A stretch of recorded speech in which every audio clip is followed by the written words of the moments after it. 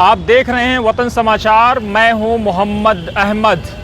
India Islamic culture centre के चुनाव में आज तीसरे पैनल की घोषणा की गई। तीसरा पैनल अबरार अहमद, पूर्व नौकरशाह और साथ ही उनके साथियों का है।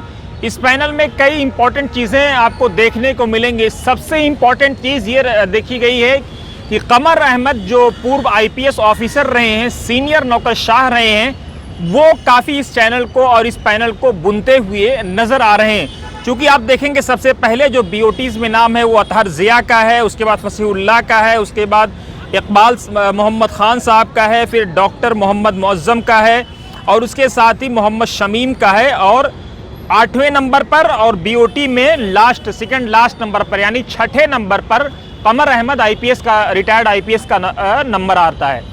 कमर अहमद का सीनियरिटी के हिसाब से अगर देखा जाए सबसे टॉप पे होना चाहिए, लेकिन कमर अहमद साहब ने एक बड़ा दिल दिखाया। उन्होंने खुद अपना नाम नीचे करके अपने सीनियर और जूनियर साथियों को ये मैसेज देने की कोशिश की है। बल्कि कहा यह जाए कि इस टीम में सबसे सीनियर कमर साहब ही हैं तो गलत नहीं होगा।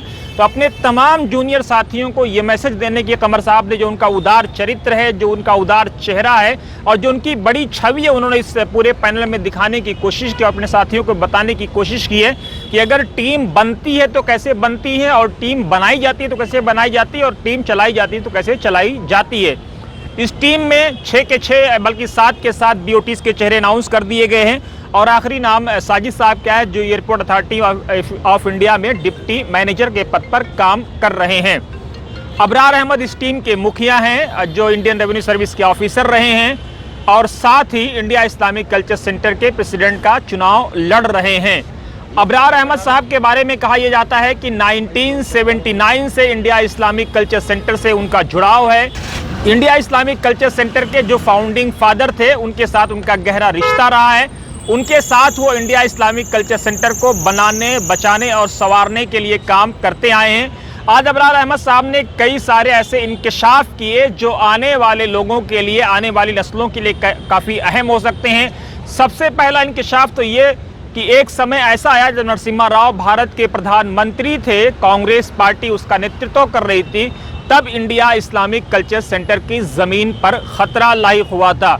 जहां इंडिया इस्लामिक कल्चर सेंटर को ज़मीन देने का उस वक्त इंदिरा सरकार, भारत सरकार को सहरा जाता है, वहीं इसकी ज़मीन पर ख़तरा भी कांग्रेस के टेन्योर में लाइक हुआ था और तब उसकी अगुवाई नरसिम्हा राव कर रहे थे।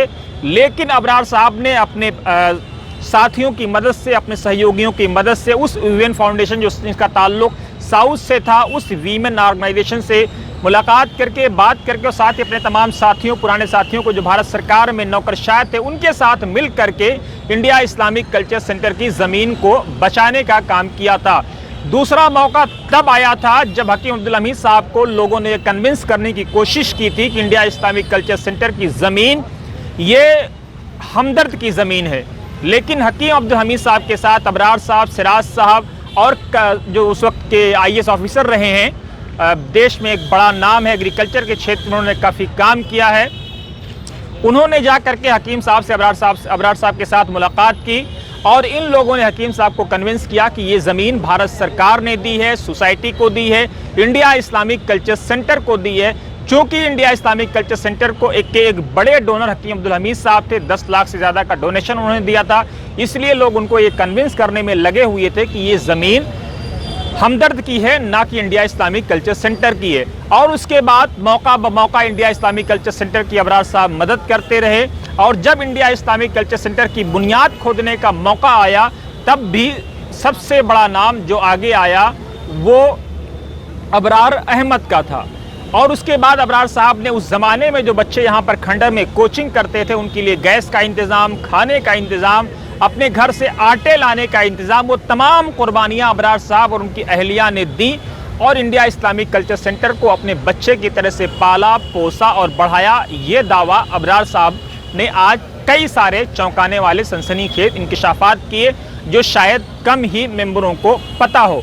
साथ ही एक और इम्पॉर्टेंट बात उन्होंने बताई कि चौधरी आरिफ साहब जो अपने गले में पट्टा बांध करके इंडिया इस्लामिक कल्चर सेंटर के लिए एक तरह से भीख मांगा करते थे, पार्लियामेंट की मस्जिद के बाहर हो या और जगहों पर हो, उनके साथ ये लोग जो उस वक्त के स्टील मिनिस्ट्री के जो सेक्रेटरी थे मूसा रजा साहब, उनके पास गए और उनका साथ मांगा, उनका सहयोग मांगा, और उनको ये बताया कि अगर आप आ जाएंगे तो इंडिया इस्लामिक कल्चर सेंटर को बचाया जा सकता है, उसको आगे बढ़ाया जा सकता है।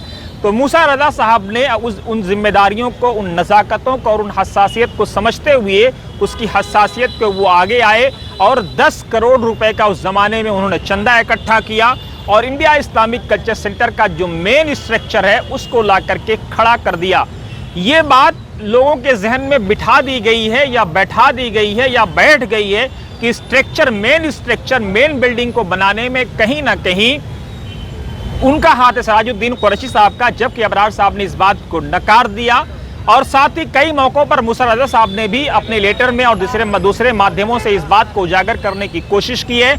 इंटीरियर डेकोरेशन का जो काम था वो सिराज साहब ने जरूर कराया था, सिराज साहब ने लोन भी लिया था, लेकिन उस लोन को सिराज साहब ने खुद अपने पैसे से नहीं बल्कि इंडिया इस्लामिक कल्चरल सेंटर ने चुकाया था। लेकिन सिराज साहब का यह एहसान है कि वो आगे आए, बढ़ करके कम से कम लोन उन्होंने लिया और शायद 51 लाख रुपए का डोनेशन भी दिया। तो डोनर तो बहुत सारे हैं, 10 लाख रुपए का उस जमाने में हकीम साहब ने डोनेशन दिया था, जबकि उसके बाद से आज तक उनके खानदान का कोई आदमी बोर्ड ऑफ ट्रस्टी हो, एग्जीक्यूटिव कमेटी का मेंबर हो या किसी पद के लिए शायद ही आया हो।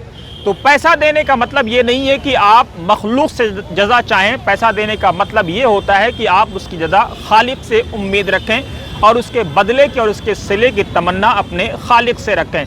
बहरहाल ये बात रही आज के प्रेस कॉन्फ्रेंस की, जिन बातों को अबरार साहब ने, उनकी टीम ने बताया।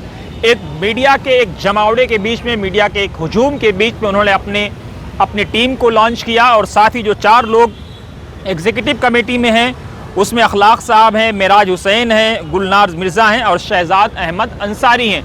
ये काफ़ी हाईली क्वालिफाइड लोग हैं। उन्होंने मेंबरों से अपील भी की कि किसी भी पॉलिटिकल लोगों को आने ना दें, क्योंकि इंडिया इस्लामिक कल्चर सेंटर एक पॉलिटिकल इदारा है, इसका पॉलिटिक्स से कोई वास्ता नहीं है। अगर पॉलिटिकल लोग आते हैं तो आप खुद पछताएंगे, क्योंकि उनका डायरेक्टली और इनडायरेक्टली अपनी पार्टीज के मफाद को प्रोटेक्ट करने में और उनके मफादात के प्रोटेक्शन में सारा का सारा समय गुजर जाएगा और मेंबरों से ज़्यादा अहमियत उनके पार्टी के वर्कर्स को बढ़ जाएगी और वो आकर के धमस देंगे और जमाएंगे कि साहब हमारे फला साहब अध्यक्ष हैं, हम उनसे अभी आपकी बात कराते हैं, जो अब तक होता चला आया है मिल्ली इदारों में। समझना आपको है कि आपको क्या करना है।